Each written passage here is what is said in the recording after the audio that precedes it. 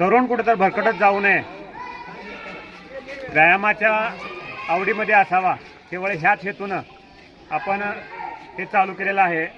आणि त्याचाच एक भाग म्हणून हे शालेय तालुकास्तरीय कबड्डी आणि कुस्ती स्पर्धा या ठिकाणी आज संपन्न झाल्या. त्यामध्ये खरं तर योगदान सर्वांचंच आहे. गावकरी असतील, तालमीतील पहिलवान असतील, वस्ताद असतील आणि प्रामुख्यानं आमच्या जिल्हा परिषद शाळेचे प्रशालेचे सहशिक्षक घेवारे सर आणि आपल्या तुळजापूर तालुक्याचं भूषण असणारे, अगदी अल्पावधीतच ज्यांनी क्रीडा क्षेत्राची एक वेगळी ओळख निर्माण केली असे एक धगधगते कार्य कर्तृत्व अधिकारी आदरणीय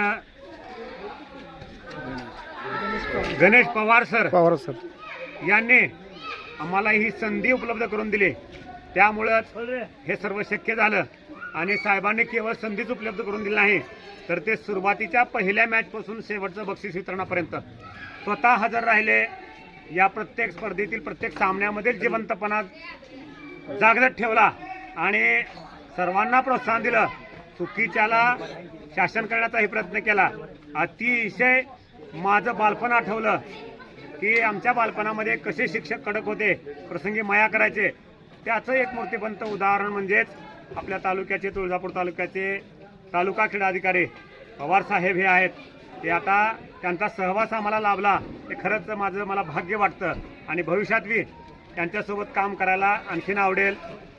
या माध्यमातून पुन्हा एकदा तरुणांना हे सांगतो की मोबाईलच्या आहारी न जाता ते काळाची गरज जरी असली तर त्याचं लिमिटेशन ओळखून आपला स्वतःचा कसा उत्कर्ष करून घेता येईल याचा त्यांनी प्रयत्न करावा.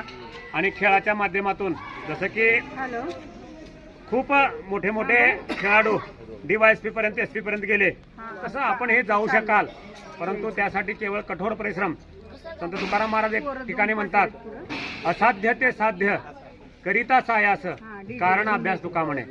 एखादी अशक्य गोष्ट सुद्धा शक्य करता येते, परंतु ते कधी करिता सायास म्हणजे अभ्यास, दररोजचा नियमित सराव. त्या सरावानं माणूस तरबेज बनतो. इंग्रजीमध्ये एक छोटीशी म्हण आहे, प्रॅक्टिस मॅन मॅजी परफेक्ट मॅन. म्हणजे जर तुम्ही नियमित दररोज सराव कराल तर निश्चित तुम्ही ठेवलेल्या ध्येयापर्यंत पोहोचू शकाल, असं मी या माध्यमातून सांगू शकतो. तर सर्व तरुणांना धन्यवाद. धन्यवाद सर. पवार सर, काय एक दोन शब्द